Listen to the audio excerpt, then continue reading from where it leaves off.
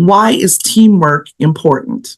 Teamwork is important because we have increased productivity, shared responsibility, improved communication, and synergistic thinking. Those are the things that I have on the slide. But teamwork is important because we are not an island.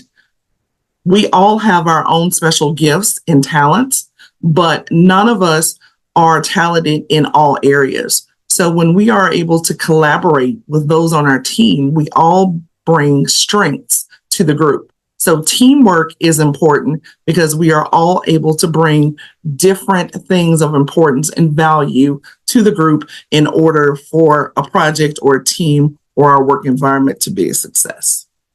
The first blunder is lack of trust. Teams that lack trust are unwilling to be vulnerable and communicate openly, leading to disengagement. So just think about this from a personal perspective, whether it's in a personal relationship with a friend or a family member or a spouse. If there is not trust, there is difficulty in you all working together. The same is true if you are in a work environment, whether it's the public sector or private sector. Trust is extremely important. So that is one of the reasons that teams do not work. The fix for building trust is to demonstrate vulnerability. One of the themes that you're going to hear as we go through these blunders today is leadership. Everything starts at the top. So as the leader, you have to demonstrate vulnerability.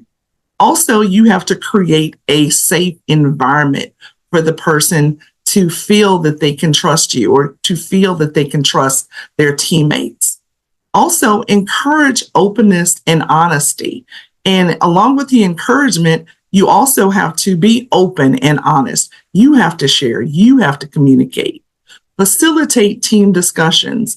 In those discussions, show your team members as a leader how to be vulnerable, how to be open, how to listen. All of these things will help to build trust.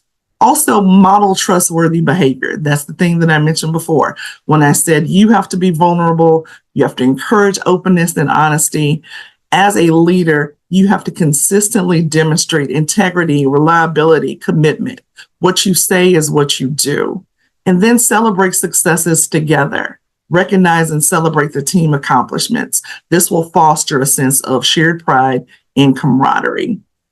A few ways that you can build trust with your team. I've called out a few activities. The first one is 2 truths and a lie. So maybe you have icebreakers for your team meetings. These are some things that you could possibly do. You'd have a team member share 2 true statements and 1 false statement about themselves. And then the rest of the team would have to guess what statement was untrue. Okay. Another thing could be possibly the appreciation circle.